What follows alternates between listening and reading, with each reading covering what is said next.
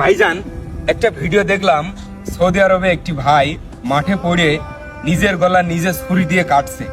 ভিডিওটা দেখা মাত্রই ভাই বিশ্বাস করেন গায়ের লোমটা খাড়া হয়ে গেছে। আসলে এই ভিডিওটা দেখে আমিও আমার চোখের পানি রাখতে পারিনি। কারণ হচ্ছে, আমি যতটুকু শুনেছি এই ছেলেটা সাপ্লাই ভিসায় গিয়েছে সৌদি আরব, এক জায়গায় কাজ করছে, 4-5 মাস ধরে বেতন দেয় না।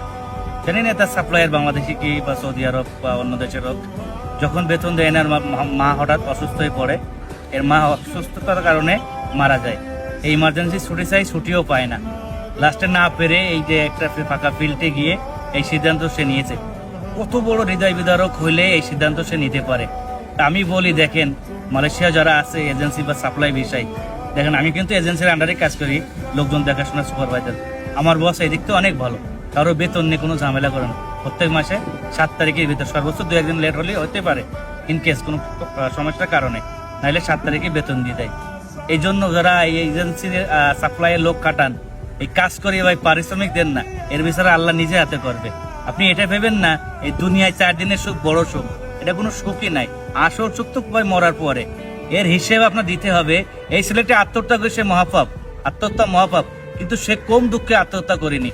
কেন এই সিদ্ধান্ত নিল, এর জবাব আপনাকে দিতে হবে। যে ওকে কাজ করাইছে, টাকা দেয়নি, তাকে এই জবাবদিহিতা করতে হবে আল্লাহর কাছে। আপনি রেডি থেকেন, এরম ঘটনা আপনার সাথে ঘটবে ইনশাআল্লাহ। তার চোখের পানি, তার রক্ত বৃথা যাবে না। আমি জানি না সে মারা গেছে না বেঁচে আছে। যদি মারা যায় আল্লাহ তার জান্নাত নসিব করুক, আর যদি না মারা যায় আল্লাহ তার দ্রুত সুস্থতা দান করুক। আমরা এই দোয়াই করি। এটা প্রবাসী জীবন যে কত কষ্টের ভাই, যে থাকে বিদেশের মাটিতে সে জানে।